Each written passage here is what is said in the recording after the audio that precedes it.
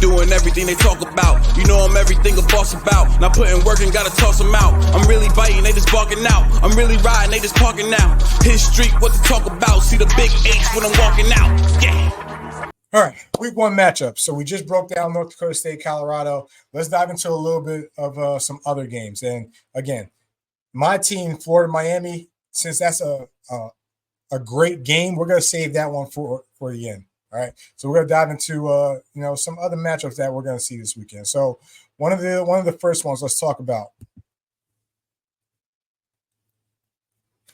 LSU USC in Vegas. This is gonna be an interesting one. There's gonna be a lot of speed on the field. New quarterback for USC, Miller Moss, replacing Caleb Williams, former number one pick for the Bears. How does he fare under Lincoln Riley's system? Lincoln could have went and got a transfer quarterback. He didn't. He stuck with Miller. All right. So how's this offense going to look now? Zachariah Branch, number one wide receiver, explosive. Think Reggie Bush skill set for USC. Right. Think Reggie Bush skill set. The defense was their weakness last year. They improved. They got a new D coordinator from UCLA, DeAnton Lynn.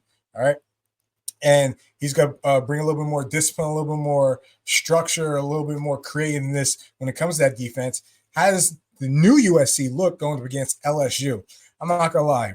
I'm not too crazy of a fan of Brian Kelly. Usually lays an egg in that first big game, which this could be. Obviously, look, 2 years ago when they played Florida State and they lost. But LSU is usually always good. Harold Perkins is someone to look out for. He's an outside linebacker for LSU. Going to be a number one draft pick. Very skilled, very fast, very athletic.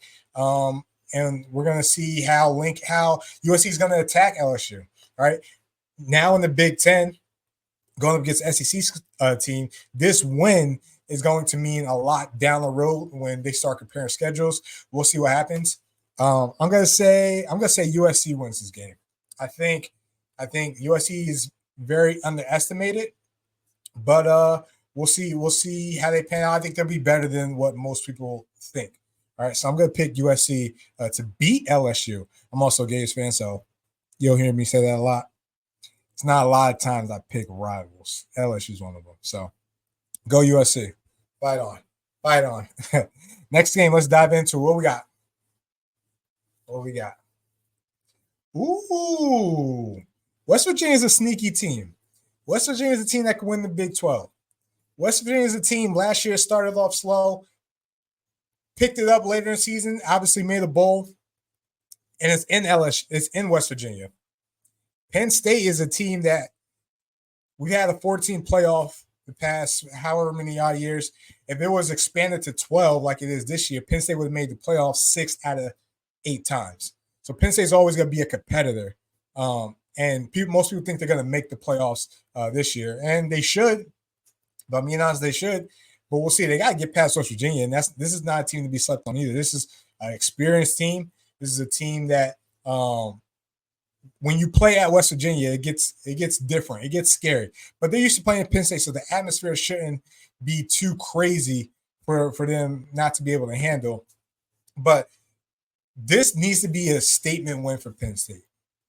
I feel like, because I feel like a lot of Penn State people feel privileged, like they should have won games, they should have been in bowl games, they should have did this, should have did this. Make a statement. Go out and beat West Virginia in Morgantown. All right, this game is one of the early ones to kick off the weekend. I mean, I'll probably be tuning in this game before Florida plays. I'll probably be tuning in this one.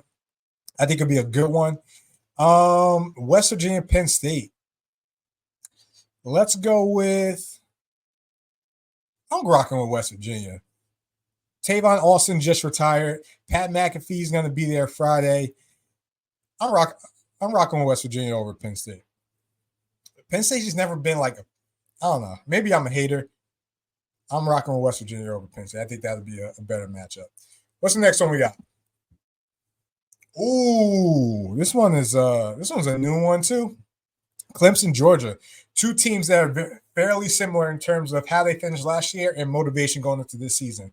Georgia lost in the SEC championship game, didn't make the playoffs. Can they get back? right? Did they lose a step, right? Are people sleeping on Georgia now? All right. Clemson, Dabo Swinney hates the transfer portal. He's going up against everything that is normal now in college football, NIL, transfer portal, everything that has to do with it. Dabo Swinney hates it. So a lot of homegrowns, Clemson commits on that team. All right. An ACC team versus an SEC team in the Aflac kickoff game. All right. This is at the Georgia Dome. Georgia, they don't lose in Atlanta.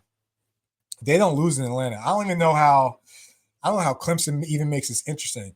Georgia also has the potential number one pick in Carson Beck at quarterback, former Florida Gator running back in Trevor Etienne. Defense is returning a lot of starters. We'll see. Clemson, I don't know what to make of Clemson. I'm just going to be straight up with you. I'll keep this one simple. I'm rocking with Georgia to win this game. I think they're out for blood, and I think they're going to try to make a statement. Week one. Maybe a double-digit win. Maybe a 14-point win for Georgia in this game. Ooh, okay. Notre Dame, A&M. A&M, are they ready to take that next step? You just fired Jimbo Fisher last year, who was a big head coach signing at the time. A&M probably has the number one, the largest stadium in college football. Two, maybe the loudest stadium in college football. That home atmosphere is ridiculous. And they welcome in the Irish. They welcome in Notre Dame. All right. How good is A&M? We don't know. But from a coaching perspective, these coaches have similar paths. They played each other last year when head coach for A&M now was at Duke last year, and Notre Dame went to Duke and get the win. Notre Dame also took Duke quarterback Riley Leonard, who is now the quarterback for the Notre Dame. So he's very familiar with, this defense in terms of scheme-wise that he's going to go up against. Notre Dame's a team that defensively, and we don't say it's a lot about Notre Dame, should be very solid. I'm a fan of DBs, and their secondary is going to be strong this year, right? And you're going to need it. Playing in that type of atmosphere, you're going to need it. Texas A&M, five-star quarterback, right? I think his name is Connor Wegman, all right? How does he fare in this atmosphere going up against a foe like Notre Dame, right? We'll see how things pan out. I'm gonna take the Irish. I'm gonna take Notre Dame to win this game. I don't think Texas A&M is far off from competing for SEC championships or winning these games. But I'm gonna take the Irish just because they have a very easy-ish schedule. So big games like this, they need to win early. I'm gonna rock with the Irish to take the dub on this game. So quick recap before we dive into my game of the week. Colorado, North Dakota State, rocking with Colorado. West Virginia versus Penn State, rocking with West Virginia. Clemson, Georgia, rocking with Georgia. Over number 1 Georgia over number 14 Clemson. Texas A&M, number 20 Texas A&M versus number 7 Notre Dame. Notre Dame gets the win. Number 23 USC versus number 13 LSU. I'm rocking with USC. And now it's time. Now it's time to welcome y'all to the Swamp. Ben Hill Griffin Stadium, Gainesville, Florida. All right. Florida versus Miami. We don't like Miami. We don't like Florida State. We don't like Miami. All right. There's a couple other teams we don't like, but this one's for the state. This one means a little different. This one hits a little harder. All right. We got the Gators going up against the Miami Hurricanes. 2 head coaches, similar coaching staff, both in their system for 3 years, and Mario Cristobal from Miami.